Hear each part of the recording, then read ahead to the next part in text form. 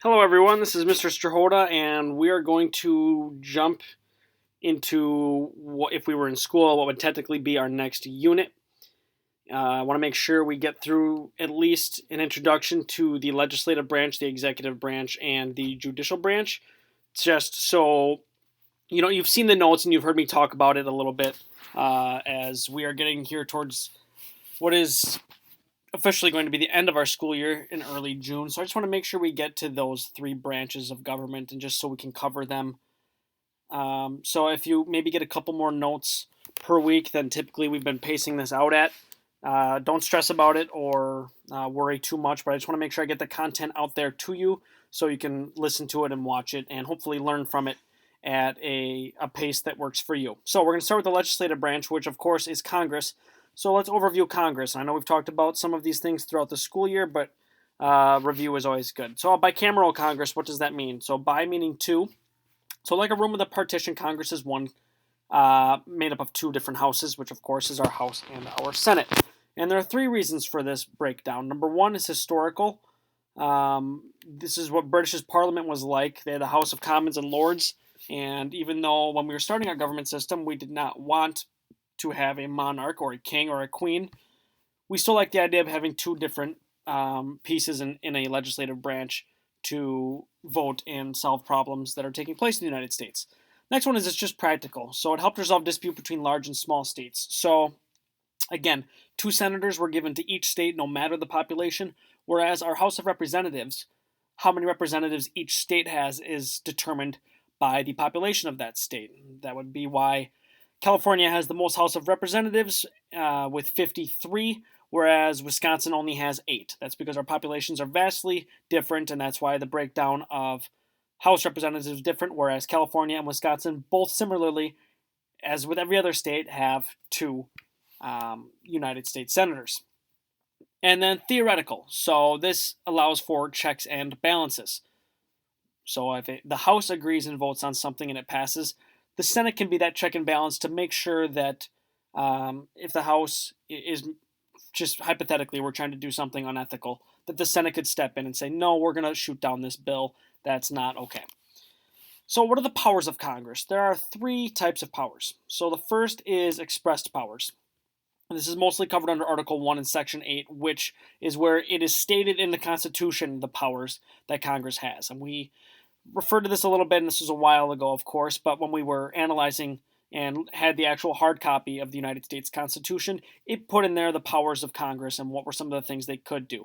But then there's implied powers, which are things that are not specifically stated in the Constitution, but it's just expected that the Congress is able to do some of these things. So some of these examples would be regulate commerce, set minimum wage. Those are not things expressed directly in the Constitution, but those are some things they can do. And then inherent powers, which refers to powers that belong to all sovereign nations, such as controlling borders. So those would be the three types of powers: expressed, implied, and inherent that Congress has. So we're going to first start with the United States Senate. This is the Senate room in the Capitol in Washington, D.C., and there are 100 members, as I mentioned, and as we've talked about a lot this year, and there's 2 per state. And they are elected to 6-year terms. And there are qualifications. First of all, you need to be 30 years old, you need to have been a citizen for the last 9 years, and you need to live in the state you wish to run at the time of the race. And we will compare this to the House of Representatives qualifications here in a little bit. But first, what are some of the powers of the Senate? So, they try in impeachment cases brought by the House. So, when President Trump was recently impeached, the Senate then sits as the jury for an impeachment case. They vote on all bills and legislation sent up from the House. And more often than not, they amend such bills before passage, which then requires a return to the House, which either votes for the amended bill or continues to revise it. So, the House of Representatives might vote yes on a bill, and then the Senate might get it, and they might say, well, the premise of this bill is a really good idea, but we don't like this line and we don't like this line. So they will amend it, and then it needs to be sent back to the House, and then the House can either approve it and say, yeah, we're okay with that amendment, or they can revise it again, resend it back to the Senate, and this can go back and forth a couple of times, or it might just eventually get shot down because neither can come to an agreement. But again, that's that check and balance between the House and the Senate. So there is some leadership in the Senate, and the Vice President is officially the President of the Senate. And this is, however, a largely ceremonial position, as this is a non-voting position, except, so the vice president does not, so out of the 100 people, the vice president does not get a vote on bills, except if there is a perfect tie of 50-50.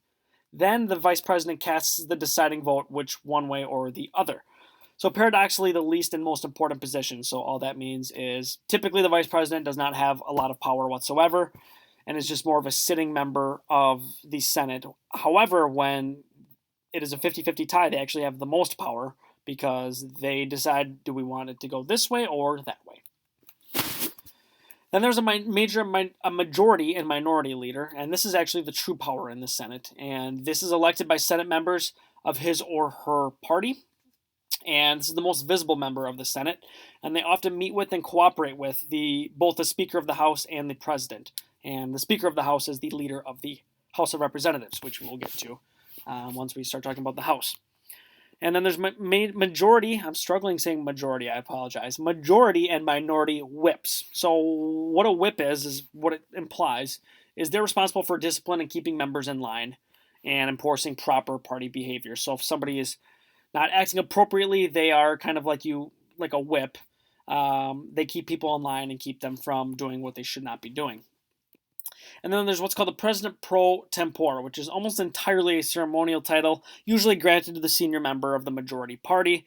Again, the majority party means if there's 51 Republicans in Senate and 49 Democrats, then the majority party would be the Republicans because they have 51 compared to the Democrats' 49, just as an example. And the President Pro Tempore, they preside when the Vice President is unavailable, and otherwise they have the same power as any other senator. So again, mostly in title. Now we get to the House of Representatives. So there's 435 members, and again, like I mentioned earlier, this is based on each state's population. And they're elected to 2-year terms, so like the Senate, they're voted to 6-year terms, the House is only 2-year terms. Qualifications are a little different for representatives. If you're 25, you can be a House of Representative member, whereas to be a senator, you must be 30.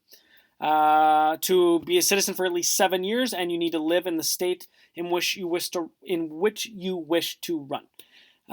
So there is some slight differences in age. Again, House of Representatives, only 25. Senate is 30. House of Representative, you're elected to 2-year terms. Senators are elected to 6-year terms.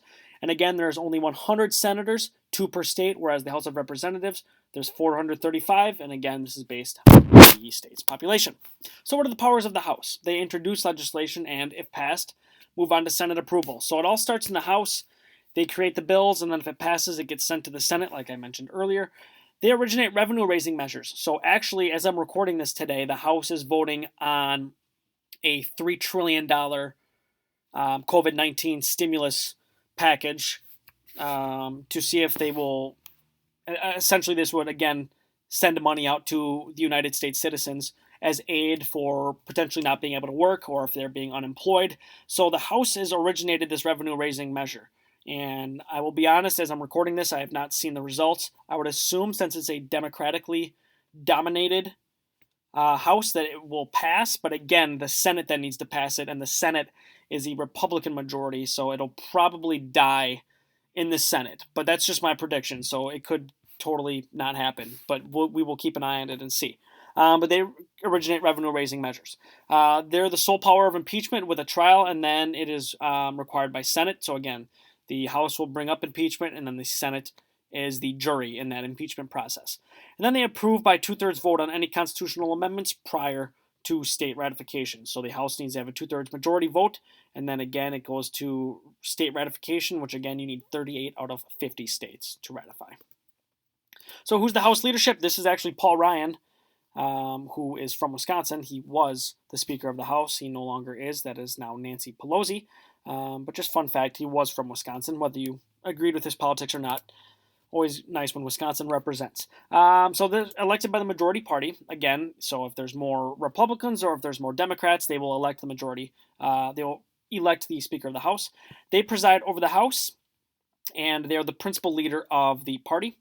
And they are third in line of succession, meaning that if tragically, both the United States President and the United States Vice President were to die, then the Speaker of the House would then take over the oath of being the President of the United States. They assign bills to committees, and they also assign membership within committees.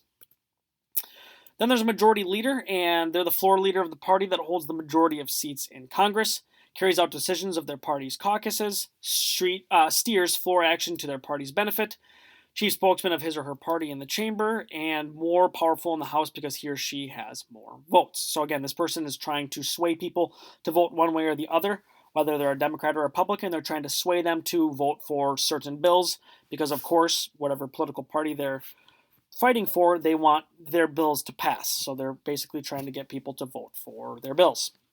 And then there's the minority leader, and this is the floor leader of the party that holds the minority seats. So if the Republicans are the minority seat in the House, then their minority leader would be a Republican, and vice versa.